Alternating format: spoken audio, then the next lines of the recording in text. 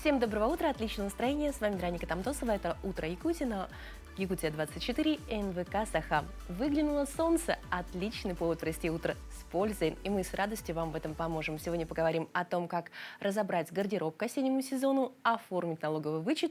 Обязательно взбодримся с утренней зарядкой и, конечно, узнаем много нового, интересного и позитивного. Эфир будет насыщенным. Оставайтесь вместе с нами. Ну а если что-то пропустите, всегда можете заглянуть к нам в телеграм-канал или в группу в Максе и узнать, что же было интересного сегодня. Но прямо сейчас, как всегда, о погоде. Итак, в центральных районах сегодня 11-19 выше 0, в заречной группе 11-19 со знаком плюс, в южных плюс 9, плюс 14, в Вилюйской группе плюс 14, плюс 24, в Нижнеленских 12-19 градусов тепла, в западных плюс 13, плюс 23, в Колыма-Индигирской группе улусов 5-15 выше 0, в Янских плюс 8, плюс 16, на северо-западе 11-26 градусов тепла. В столице в 6 часов утра температура составила 8 градусов тепла, атмосферное давление 753 миллиметра ртутного столба. Ветер 2 метра в секунду, северо-западный. Сегодня днем малооблачно, температура поднимется до плюс 19, плюс 21 градуса. За окном август, температура соответствует, а это самое время, когда хочется пить тыквенные латте, укутавшись в плед, но утром так и тянет схватить в вешалке любимый сарафан и, конечно, замерзнуть. Знакомо? Сегодня мы говорим о главном сезонном челлендже «Как полюбить свою старую одежду заново и встретить осень во всеоружии». Никакой жалости, только стиль и стратегия, как разобрать шкаф так, чтобы утром не стоять в ступоре, а выходить из дома, ну, прям как с Аполошки. Расскажем прямо сейчас.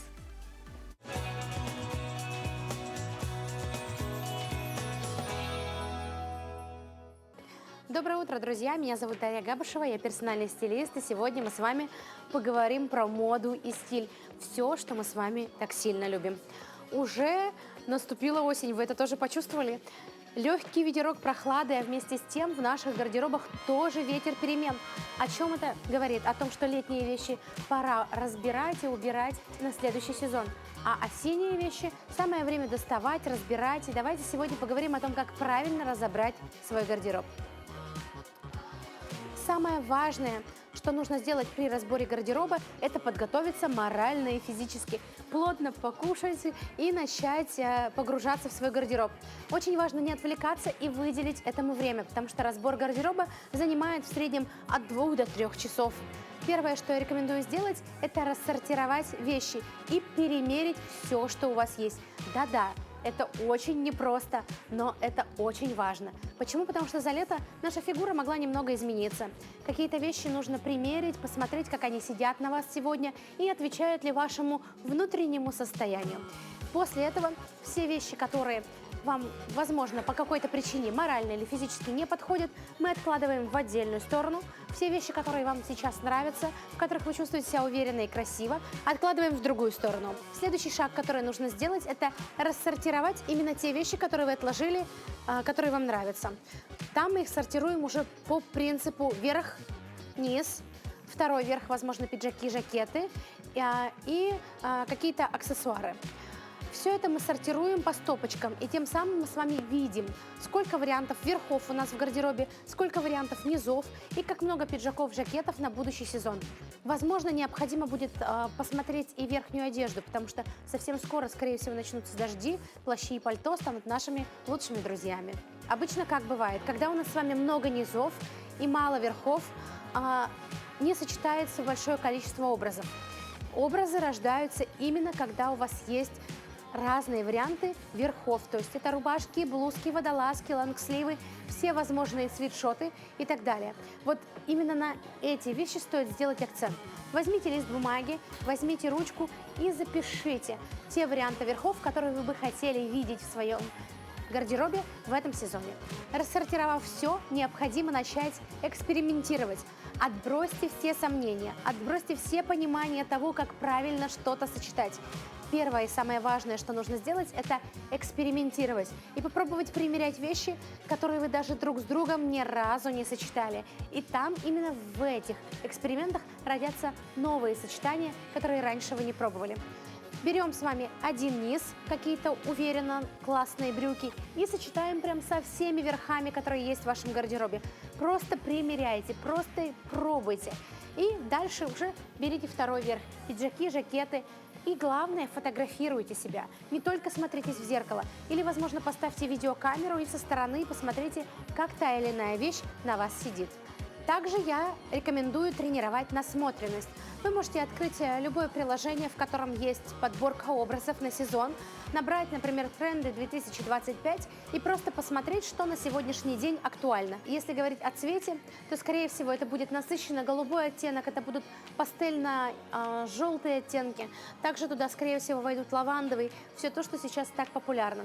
И выбирайте для себя не все трендовые цвета, а посмотрите именно те, которые хорошо бы внедрились уже в существующий ваш гардероб. В целом, смотрите на свой гардероб как на полотно, которое идеально можно замешивать с разными аксессуарами, с разными акцентными деталями. Например, вы можете попробовать аксессуар в виде цветка на плечо, на свой жакет, либо на пальто. Также здорово, вы можете подбирать разные ремни или разные аксессуары. То есть это все возможные подвески, все возможные ожерелья, кольца и браслеты. Это сейчас очень актуально. Давайте еще раз. Самое важное – это экспериментировать со своим гардеробом. Не бояться откладывать лишнее и уделить ему время. Как только вы начнете уделять своему гардеробу время, экспериментировать и пробовать сочетать разные вещи друг с другом, вы точно почувствуете, как ваш стиль начнет меняться. Но также, конечно, смотрите нашу рубрику каждый четверг, и вы точно сможете быть самыми стильными в будущем сезоне. Это ободряет. Можно подобрать что-то новое, яркое, и осень будет совсем другой. Особенно, когда смотришь в зеркало и вдохновляешь сам себя.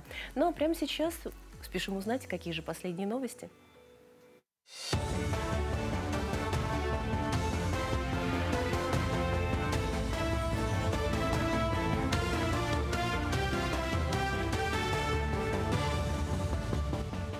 Доброе утро, коллеги и зрители. Расскажу о самых заметных событиях к этому часу. Максимальный размер пособия по временной нетрудоспособности в России в 2026 году составляет почти 7 тысяч рублей в день. При расчете больничного учитывается заработок за 2 предыдущих календарного года. При этом размер пособия за полный календарный месяц не может быть ниже МРОТ, который в текущем году составляет 27 093 рубля. В рамках национального проекта «Продолжительная и активная жизнь» проводится месячник диспансеризации в смарт-поликлинике для граждан старше 65 лет. Основная цель мероприятия – сохранение здоровья и поддержка активности пожилых людей. Особое внимание уделяется раннему выявлению таких опасных заболеваний, как артериальная гипертония, сахарный диабет и онкологические патологии. Обследование организовано в 5 этапов. Оно начинается с анкетирования для выявления рисков, продолжается проведением осмотров и забором анализов, а завершается приемом у терапевта. По результатам диагностики врач определяет группу здоровья и дает каждому пациенту индивидуальные рекомендации по поддержанию активного долголетия. На сегодняшний день у нас отмечается активное посещение нашего отделения пациентов старше 65 лет. Созданы все условия для этого, для прохождения диспансеризации. Человек может пройти за один день. Помимо диспансеризации у нас еще проводится школа здоровья. Например, как школа артериальной гипертонии, сахарного диабета, хобл, бронхиальной астмы, ожирения, ЗОЖ и так далее. А для лиц старше 65 лет мы проводим школу активного долголетия. Во втором квартале 2026 года злоумышленники 1700 раз похищали средства через банкоматы. Это больше, чем за весь 2025 год, когда Центробанк зафиксировал 1007 раз таких случаев. Речь идет о ситуациях, когда россияне вносят наличные в банкомат на счет мошенников. По итогам первого квартала злоумышленники похитили таким способом 214 миллионов 400 тысяч рублей. Второго – 252 миллиона 300 тысяч рублей. В Берджилгестяхе продолжается газификация жилого сектора. В данный момент работы производятся в микрорайоне Юрдел. 3 распределительные сети проходят по улицам Манчары, Чагда, Бекасова. Работы ведутся по программе социальной газификации. Общая протяженность 1500 метров с прокладкой труб диаметром 160 и 110 миллиметров. Из 70 земельных участков заключено договоров 62. Также заключили договор с управлением ветеринарии, с ветеринарно-испытательной лабораторией и природным парком «Синяя». Весной этого года наши жители микрорайона были отключены от центрального отопления. И благодаря правительству по программе газоснабжения были выделены субсидии по 150 тысяч рублей. И уже наши соседи и мои знакомые уже успели поставить печи, а некоторые купили даже газовые плиты, печи и уже готовы к подключению природного газа. Ландшафт северной части Ленского парка Аюр меняется до неузнаваемости. Там, где раньше была голая земля, строители выкладывают декоративную плитку. Волнообразный узор напоминает движение реки. Позднее здесь высадят деревья и создадут участки искусственной травы, на которые будут отдыхать горожане. Ландшафтные работы выполнены почти наполовину. Завершить их планируют до выпадения снега. Проект «Второй этап благоустройства парка Аюр» финансируется из федерального, республиканского и местного бюджетов. Его стоимость более 150 миллионов рублей. Работы завершат в 2027 году. Ведутся работы, только начались буквально на днях по амфитеатру. Значит, сделали пока планировочно все работы и приготовили для заливки фундамента. Под сцену фундамент уже залит, септик под кафе сделан. Такими были актуальные новости к этому часу. Встретимся в дальнейших выпусках. Всем еще раз доброго утра, хорошего настроения. Согласитесь, самый сложный шаг в этот час – это шаг с кровати на пол. Но сегодня мы сделаем его бодрым. Как? Очень легко. Организм до первой чашки кофе должен зарядиться и, конечно, сделать зарядку. Делать ее вместе с нашим инструктором.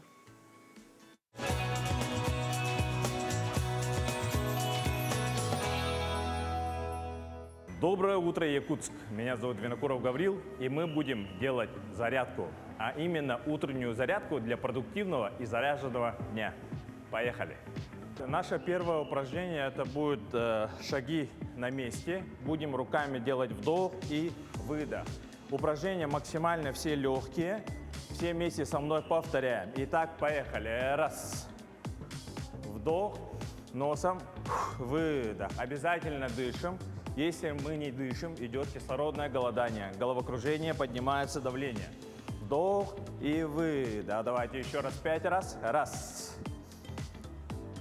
2. Когда поднимаем вдох, выдох. Вдох, выдох. Еще 2 раза. Вдох, выдох, вдох и выдох. Молодцы. Далее наше второе упражнение, это будет приседание, да? То есть вся наша сила начинается с ног. Ноги поставили шире плеч, носки, колени смотрят в сторону на 45 градусов, грудь вперед, руки отводим вперед и таз отводим назад. Присели, встали, присели, встали. Колени не уходят за носки, упираемся на пятки. Вдох, выдох, вдох, выдох, вдох, выдох. Давайте еще раз, 5 раз. Раз. Выдох. Выдох. 3, 4, 5. Супер. Расслабляем ноги, трясем. Давайте сделали вдох и выдох. Молодцы. Наше третье упражнение – это выпады на месте. Мы должны сделать шаг назад. Передняя нога 90 градусов и встаем. То есть мы будем зашагивать назад. Поехали. Вдох, выдох. Поочередно. Правая нога. Левая нога, правая нога, левая нога. Все вместе, никто не отстает. Кому сложно, просто мы можем делать шаг назад. Самое главное – это движение. Прокачиваем наши ноги. У нас прокачиваются ягодичные мышцы, бицепс бедра, квадрицепсы. Супер. И давайте. Раз, 2 и Последний раз. Выдох. Молодцы. Все вместе сделали вдох. И выдох. И еще раз. Вдох и выдох. Если у вас есть фитнес-часы, мы обязательно должны смотреть на пульс, да? То есть мы пульс должны держать на зоне жиросжигания. Мы не должны слишком поднимать. Верхняя зона это 160. Так, далее. Наше четвертое упражнение. Это у нас скалолаз. Упор лежа, руки прямые. Правую ногу мы сгибаем. Отходим назад и левую ногу сгибаем. Приготовились? 3, 2, 1, поехали. Все это делаем в прыжке. Кому сложно, также мы делаем это шагово. Главное, не отстаем. И давайте 10 повторений, поехали. 1, 2, 3, 4, 5, 6, 7, 8, 9, 10. Есть. Также восстанавливаемся. Вдох и выдох. Вдох и выдох. Есть. И наше заключительное упражнение, которое прокачивает, грубо говоря, все группы мышц. Это руки, ноги, грудные и особенно пресс. Это у нас планка. Планка на прямых руках. Таз мы не поднимаем, не отпускаем, держим ровно. И поехали. Давайте 10 секунд. Держим. Напрягаем пресс. Напрягаем ручки, ноги полностью. И держим статику. 5, 6, 7, 8, 9, 10. Супер. Прогнулись. Растягиваем пресс и удерживаем 5 секунд. 1, 2, 3, 4, 5. Так. Таз отводим назад. Упражнение молитва. Растягиваем спину, плечи. 1, 2, 3, 4, 5. Супер. Встаем. Также шагаем на месте. Все вместе сделали вдох и выдох. И еще раз. Вдох и выдох. И последний. Вдох и выдох. Молодцы. Самое главное для нас это наше здоровье. Питайтесь правильно. Тренируйтесь. Всем до свидания. До скорой встречи. Пока. Дорогие друзья, мы продолжаем поднимать актуальные темы и хотим сегодня поговорить о Малой академии наук. Для многих школьников Малая академия наук Республики становится первым шагом в мир исследований, проектов и больших возможностей. Но связь с академией не заканчивается после выпуска. Уже скоро состоится второй форум выпускников, который объединит участников разных лет, наставников и партнеров, чтобы обсудить новые идеи, совместные проекты и возможности для молодежи. Об этом поговорим с тьютором Малой академии наук Сергеем Поповым. Доброе утро. Доброе утро. Ну, всегда рады послушать, что происходит в Малой академии наук. Вот что это за форум, объединяющий выпускников, и как он создавался? Ну, на самом-то деле история эта очень далеко идет, имеет большие, глубокие корни свои. Как вы знаете, первый президент республики Михаил Владимирович Николаев, трехлетие ухода, которое мы вчера отметили, ну, как отметили, да? Ну, вспомнили, почтили память. Угу. Возложили цветы и так далее. Он завещал нам не только работать с тем контингентом, который будет у нас слушателями, участниками наших смен, профильных программ и так далее, а вести дальше, чтобы этот наш слушатель в будущем внес наибольший вклад в дело развития республики, которое, кстати, перекликается с поручением Владимира Владимировича Путина, нашего президента, который сказал, что ни один, все дети являются одаренными, их надо воспитать и развить, чтобы они тоже стали полноценными участниками нашей общественной и государственной жизни страны, да, Российской Федерации. И форум выпускников, он создавался вкупе с большим полномасштабным российским движением. Это работа с выпускниками, которую инициировал наш федеральный центр «Сириус». И мы, конечно, как региональный центр по работе с одаренными детьми влились в эту программу, активно участвуем, не отстаем, так как говорится, не пасем задних. И вот здесь очень хочу обратить внимание наших зрителей, да, к одной очень такой большой теме. Дело в том, что наша образовательная система Российской Федерации, по большому счету, грубо говоря, да, ну так, если будем утрировать, заточена на то, чтобы развивать индивидуальные способности ребенка. Форум практически в течение 30 лет занимается этим.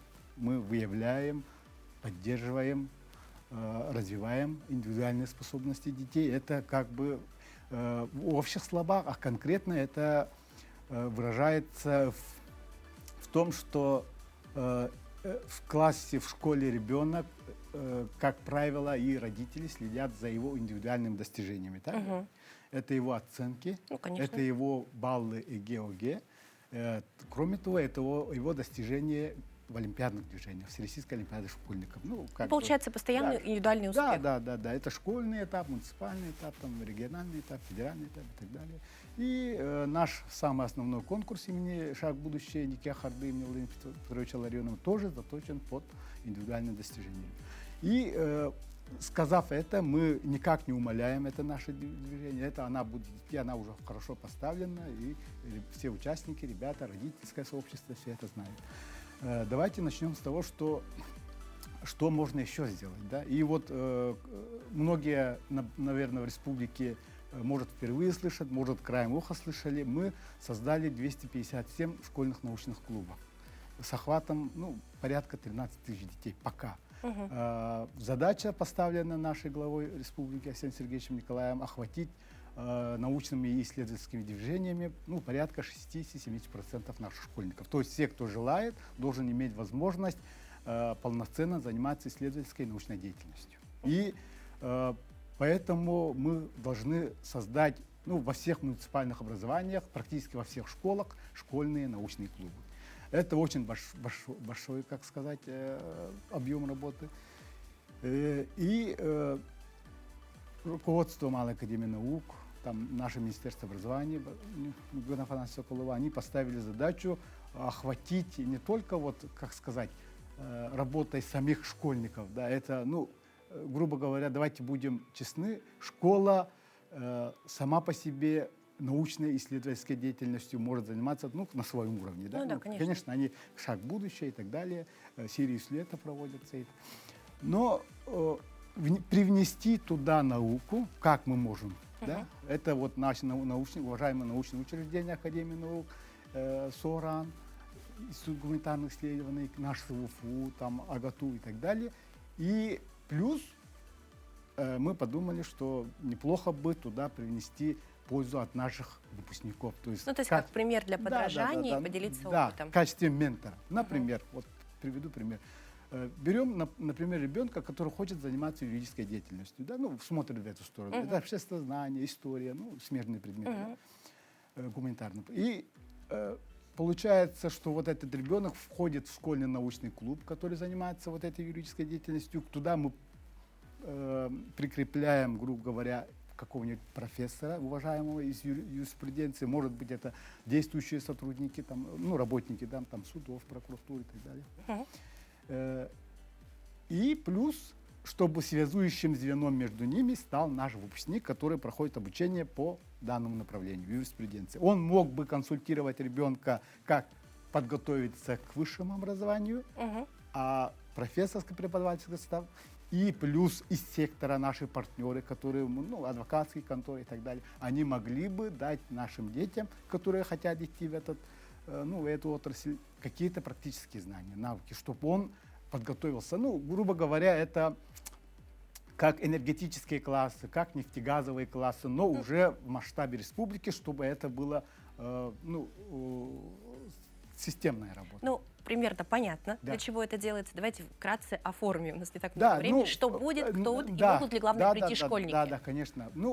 В этот раз на форуме мы, наверное, школьников, это форум выпускников, и выпускники будут приходить. Они регистрируются. Мы создали в прошлом году ассоциацию выпускников, и надеемся, наши уважаемые члены ассоциации придут, примут участие. Мы приглашение разослали.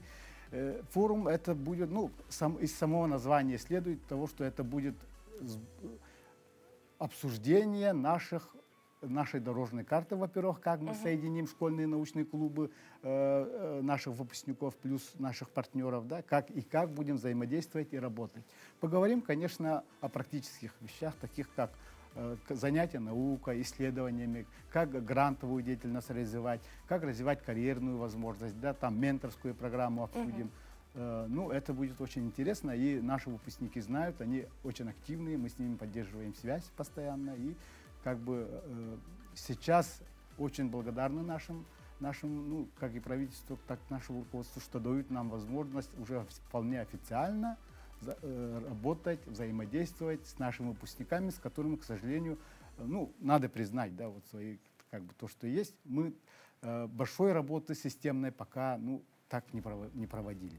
Ну, с прошлого года уже как бы проводим, и это новый кейс, и очень важно для нас, потому что кроме индивидуальных достижений и знаний ребенку для успеха в жизни нужно, чтобы он общался, коммуницировал, чтобы он умел устраивать горизонтальные, вертикальные, диагональные связи, общаться как со сверстниками, так с младшими, со старшими, также с другими преподавателями и так далее. Это вполне себе в духе современности. Да? В время гаджета мы должны усиливать, наоборот, другую составляющую. Коммуникацию, живое общение, умение выстраивать контакты, связи и так далее. Вот. И результатом форума будет? Результатом форума будет, конечно, мы хотим в этом году уже дорожную карту, которая была у нас по работе школьные научные клубы, партнеры, менторы, это уже зафиксировать и уже поставить даты и начинать работать. Спасибо большое, но я думаю, что об этом можно говорить бесконечно. Да, спасибо, что пришли. Спасибо. Будем надеяться, форум пройдет успешно, его результаты Большое. поразят нас уже в Спасибо школьной большое. системе. Хорошего дня. Дорогие друзья, знаете, есть такое выражение: у времени есть свойство застывать в календаре. И сегодня наш листок календаря – это не просто дата, это застывший миг, который когда-то изменил дыхание эпохи. Это день, когда прошлое подарило нам повод для гордости или размышления. Давайте повернем эту страницу календаря к нам и узнаем, чем же знаменательна сегодняшняя дата.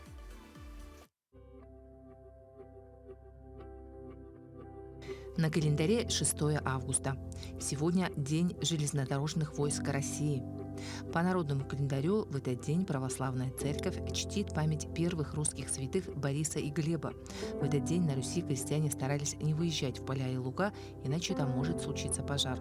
В основе такого поверья многочисленные грозы, пора которых начиналась в августе и которые сопровождались молниями, способными поджигать стога сена.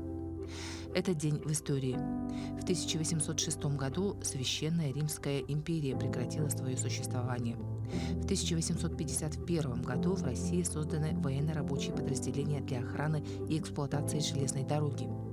В 1889 году в этот день проведен последний бой боксеров без перчаток. В 1915 году в ходе Первой мировой войны произошло событие, известное как «Атака мертвецов». В 1945 году, 6 августа, на японский город Хиросима сброшена атомная бомба. В 1961 году советский космонавт Герман Титов совершил второй в истории полет в космос. А в 1991 году в этот день появился первый интернет-сервер. В этот день родились Аполлинарий Васнецов, русский художник, мастер исторической живописи, искусствовед. Александр Флеминг, британский ученый-бактериолог, нобелевский лауреат. Тихин Работнов, советский российский эколог, геоботаник, заслуженный профессор МГУ. Именины сегодня отмечают Анатолий, Афанасий, Борис, Глеб, Давид, Иван, Иларион, Кристина, Николай и Роман. Ну а прямо сейчас давайте отправимся в небольшое путешествие. Представьте, берег сурового моря, треск священного костра, звуки бубнов и запах дыма багульника. Именно так нам встречает один из древнейших праздников коренных народов Севера – Бакалдыдяк. В переводе с ивенского это слово означает просто «встреча», но за ним целая вселенная традиций. Здесь благодаря духов огня и моря за дары заманивают рыбу в реки и, конечно, угощают всех свежей ухой. Как прошел этот красочный праздник первой рыбы в этом году, смотрите прямо сейчас.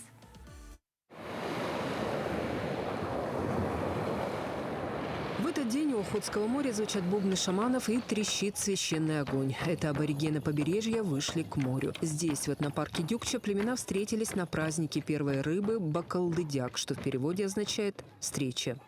Представители коренных малочисленных народов Севера говорят, в этот день море слышит нас особенно ясно. Чтобы оно подарило много рыбы, а охота была удачной, нужно не просто попросить, а правильно поздороваться. Именно с этого начинается праздник Бакалдыдяк.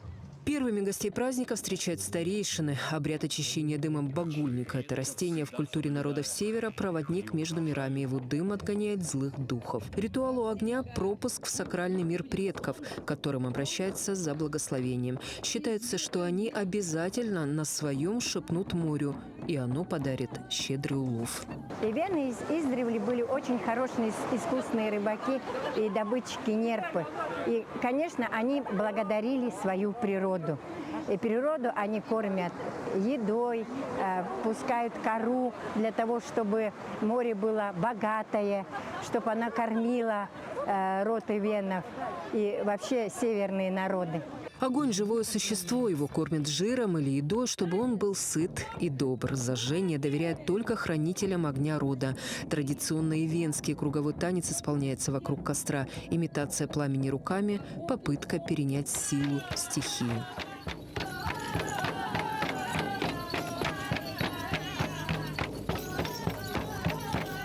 В городской суете мы часто забываем простую истину, говорят хранители традиции. Море, небо и тайга – наши старшие братья. В этот день не просят о великом. Просят о здоровье, мире, о возвращении рыбы в море. В этих скромных просьбах и есть жизнь.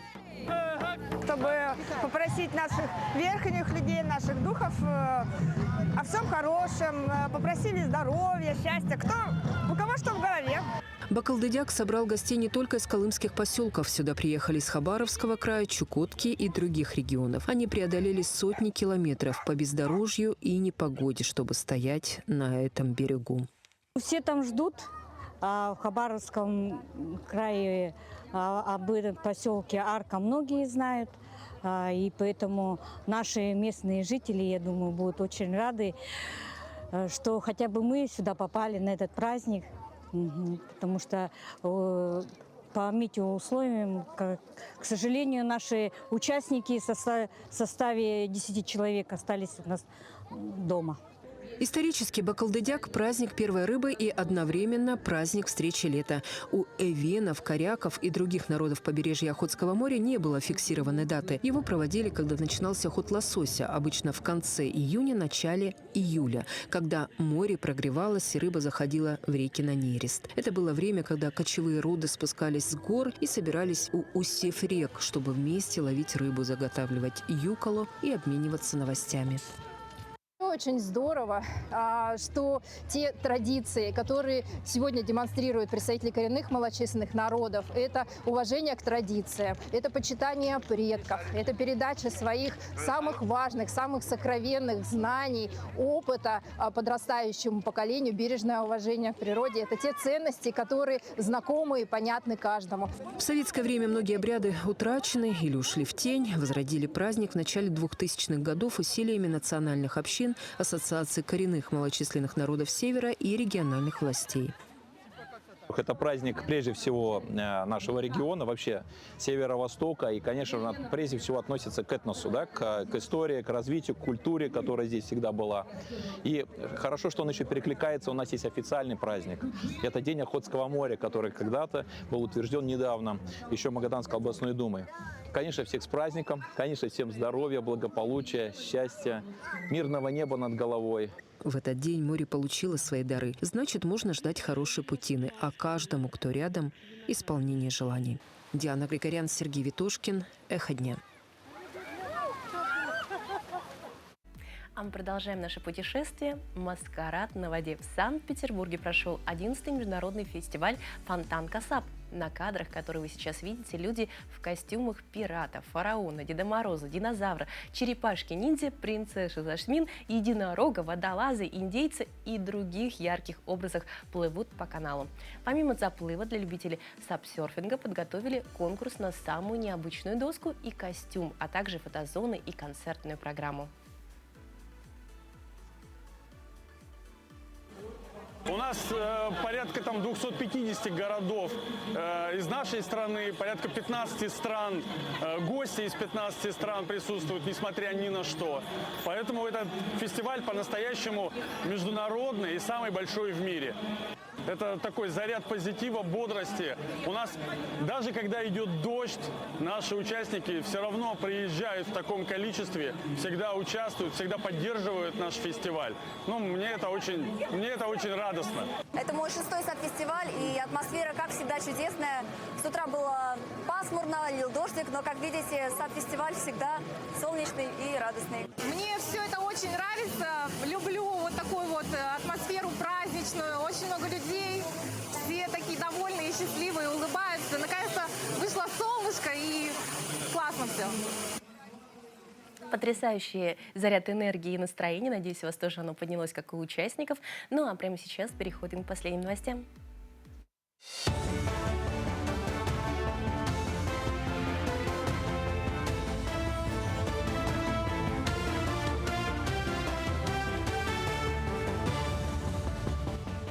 Доброе утро, коллеги и зрители. Расскажу о самых заметных событиях к этому часу. Максимальный размер пособия по временной нетрудоспособности в России в 2026 году составляет почти 7 тысяч рублей в день. При расчете больничного учитывается заработок за 2 предыдущих календарного года. При этом размер пособия за полный календарный месяц не может быть ниже МРОТ, который в текущем году составляет 27 093 рубля. В рамках национального проекта «Продолжительная и активная жизнь» проводится месячник диспансеризации в смарт-поликлинике для граждан старше 65 лет. Основная цель мероприятия – сохранение здоровья и поддержка активности пожилых людей.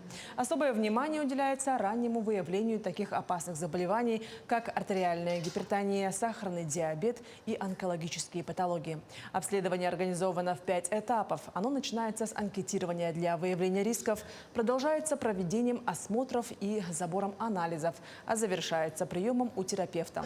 По результатам диагностики врач определяет группу здоровья и дает каждому пациенту индивидуальные рекомендации по поддержанию активного долголетия. На сегодняшний день у нас отмечается активное посещение нашего отделения пациентов старше 65 лет. Созданы все условия для этого, для прохождения диспансеризации. Человек может пройти за 1 день. Помимо диспансеризации у нас еще проводится школа здоровья.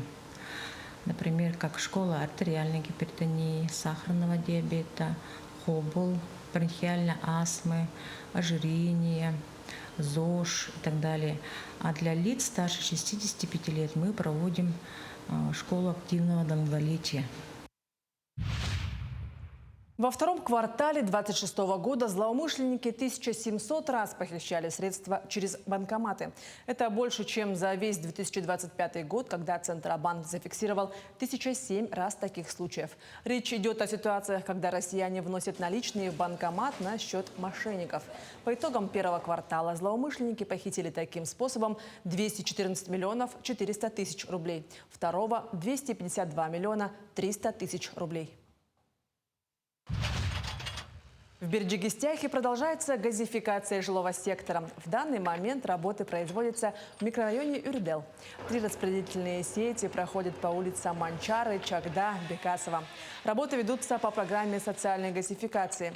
Общая протяженность 1500 метров с прокладкой труб диаметром 160 и 110 миллиметров. Из 70 земельных участков заключено договоров 62. Также заключили договор с управлением ветеринарии, с ветеринарно-испытательной лабораторией и природным парком «Синяя». Весной этого года наши жители микрорайона были отключены от центрального отопления. И благодаря правительству по программе газоснабжения были выделены субсидии по 150 тысяч рублей. И уже наши соседи и мои знакомые уже успели поставить печи, а некоторые купили даже газовые плиты, печи и уже готовы к подключению природного газа. Ландшафт северной части Ленского парка Аюр меняется до неузнаваемости. Там, где раньше была голая земля, строители выкладывают декоративную плитку. Волнообразный узор напоминает движение реки. Позднее здесь высадят деревья и создадут участки искусственной травы, на которые будут отдыхать горожане. Ландшафтные работы выполнены почти наполовину. Завершить их планируют до выпадения снега.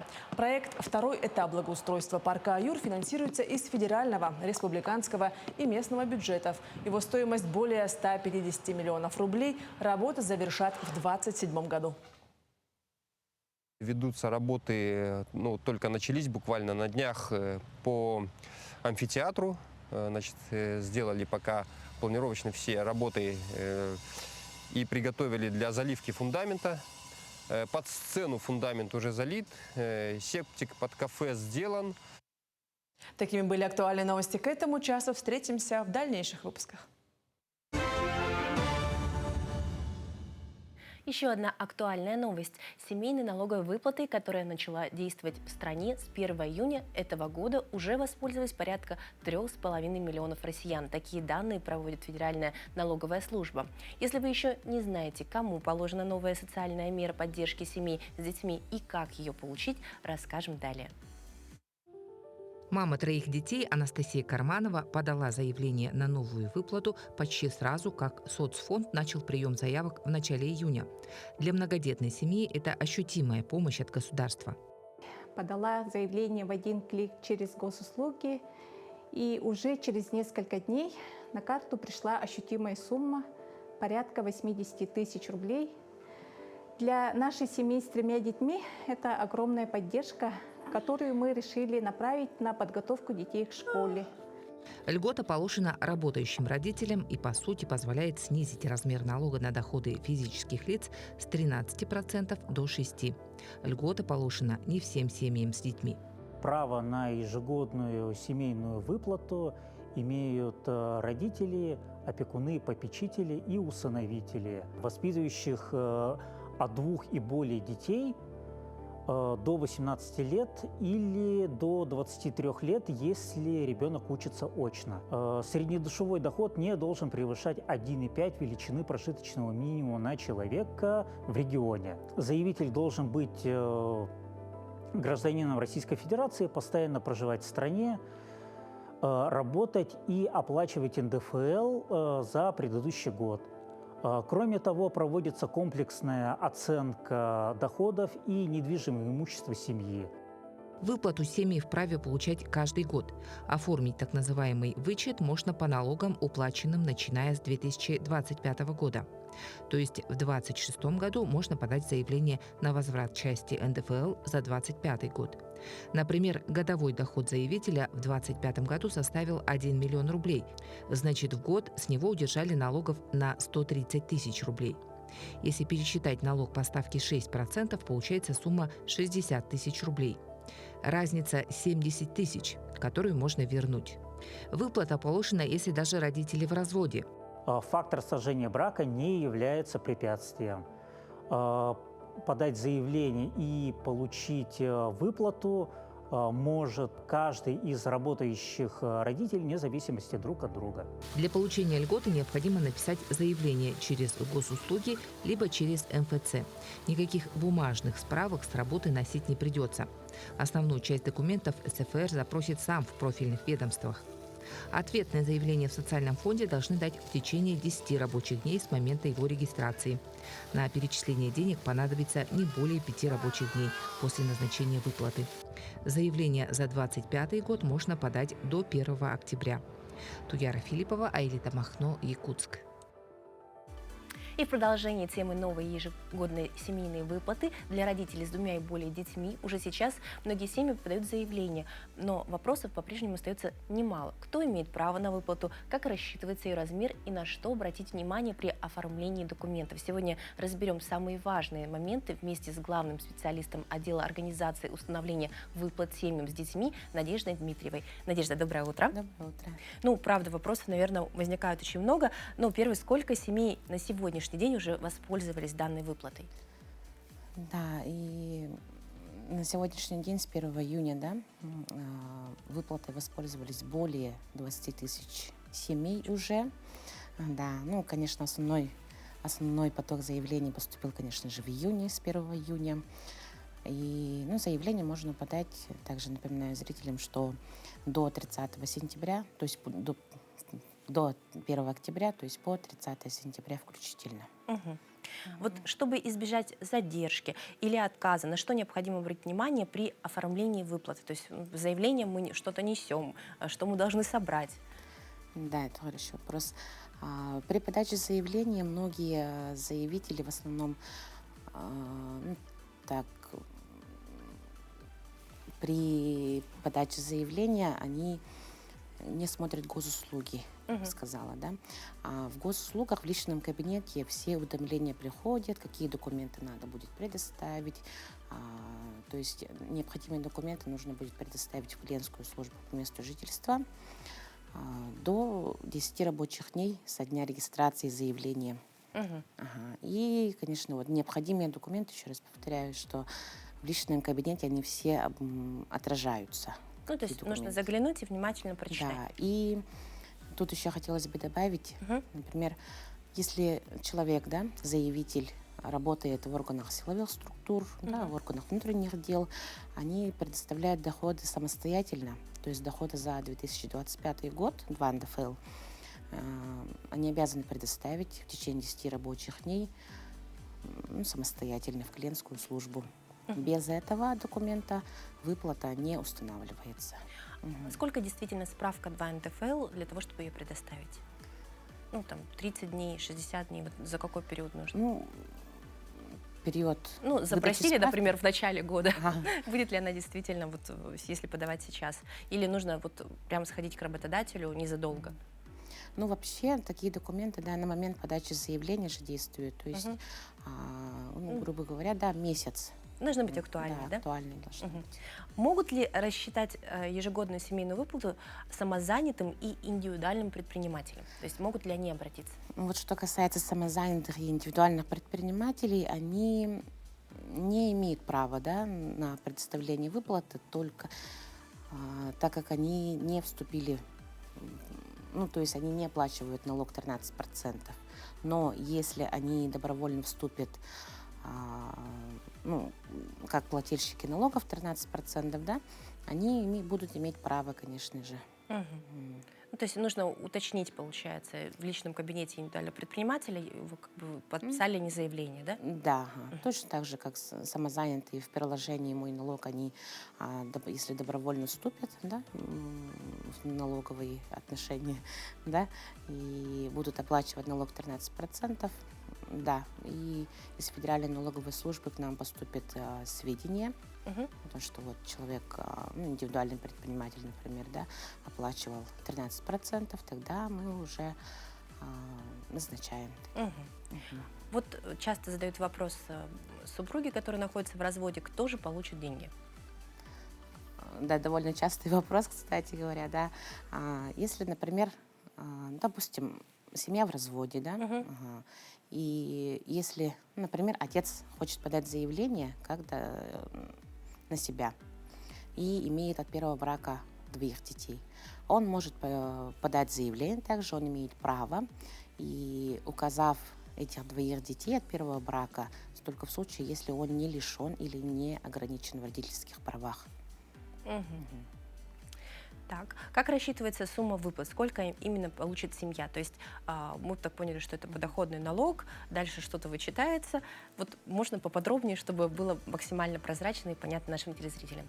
Да, вот если, например, за 2025 год доход, весь общий доход составил, ну, грубо говоря, 1 миллион рублей, да, это с учетом налога, да, общий доход, из них вычитаем 13% сначала для начала, это на 130 тысяч рублей получается, да, и из этого же дохода мы вычитаем, ну, берем сумму налогов 6%, и это у нас 60 тысяч рублей получается, и для расчета размера выплаты мы вычитаем именно разницу из 130 тысяч и 60 тысяч, это у нас получается 70 тысяч рублей.